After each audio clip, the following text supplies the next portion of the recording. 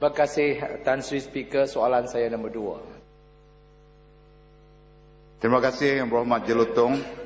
Tuan Yang di-Pertua, Suruhanjaya Komunikasi dan Multimedia Malaysia atau SKMM memantau pencapaian setiap pemegang lesen yang membekalkan perkhidmatan WiMAX berdasarkan sasaran pencapaian liputan penduduk sebanyak 25% bagi tempoh Mac 2008 hingga Mac 2009. Setakat 31 Mac 2009, sebanyak 3 daripada 4 syarikat pemegang lesen yang membekalkan perkhidmatan WiMAX gagal mencapai sasaran masing-masing dan boleh dikenakan denda bergantung kepada prestasi, pelaksanaan dan pertimbangan terhadap rayuan yang telah dikemukakan. Pada masa ini, SKMM sedang meneliti permohonan rayuan tersebut. Terima kasih. Terima kasih Tuan Speaker. Terima kasih Timbalan Menteri. Saya mengutip daripada jawapan Timbalan Menteri dan saya kesal setelah mendengari bahawa daripada 4 pelesen WiMAX itu, 3 daripada mereka telah dikenakan penalti, sedangkan rayuan sedang diteliti oleh SKMM. Saya ingin kaitkan pemberian lesen WiMAX dengan cita-cita modal ekonomi baru. Kalau kita menghalusi makalah modal ekonomi baru muka surat 18, dalam jadual B telah dikatakan mengenai ketelusan pasaran bahawa di bawah NEM ini tiadanya merentir, iaitu rent seeking dan kota dengan sokongan kepada perniagaan berdasarkan prinsip pasaran.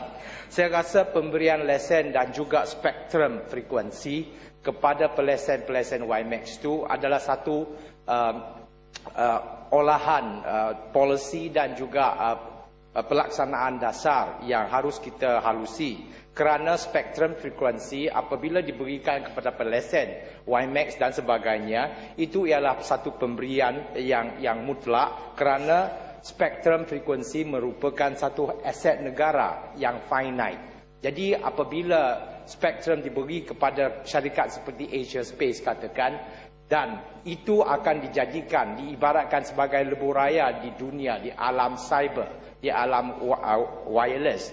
Kalaulah lesen diberi dan spektrum diberi dan tidak diusahakan setelah 3 tahun lesen dikeluarkan, maka saya rasa sudah sampainya masanya kita tarik balik daripada mereka yang tidak menunjukkan kesungguhan untuk mengusahakan perniagaan broadband WiMAX, sedangkan kita ingin menempuhi 50% penembusan broadband menjelang akhir tahun ini. Saya ingin nak tanya kepada Timbalan Menteri sama ada SKMM dan juga kerajaan pusat mempunyai kesungguhan untuk menarik balik lesen yang telah diberikan kepada Asia Space. Kalau tidak, adakah ia tidak dikenakan tindakan kerana ia berpautan terus dengan salah seorang pemimpin pemuda UMNO yang bagi kuat. Jadi mereka jadi kebal. Jadi saya cabar supaya kerajaan pusat siasat dan bongkarkan secara telus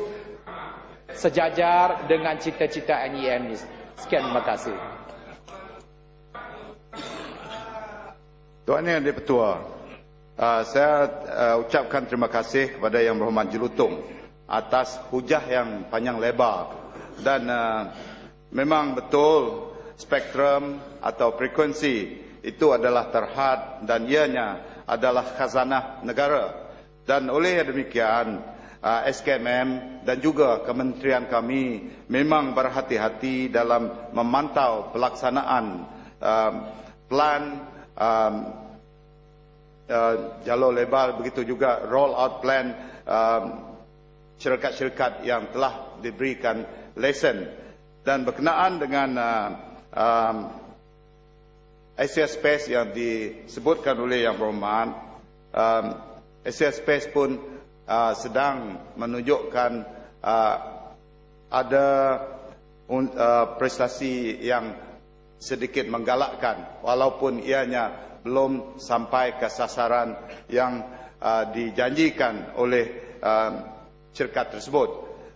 Namun demikian, suka saya mengatakan di sini ke semua empat syarikat yang telah diberi lesen untuk menyediakan perkhidmatan WiMAX menunjukkan prestasi yang positif dari masa yang kita katakan pada Mac 2009. Dan untuk pengetahuan yang berhormat, Asia Space pada 30 September tahun lepas telah mencapai 18% dalam liputan. Terima kasih.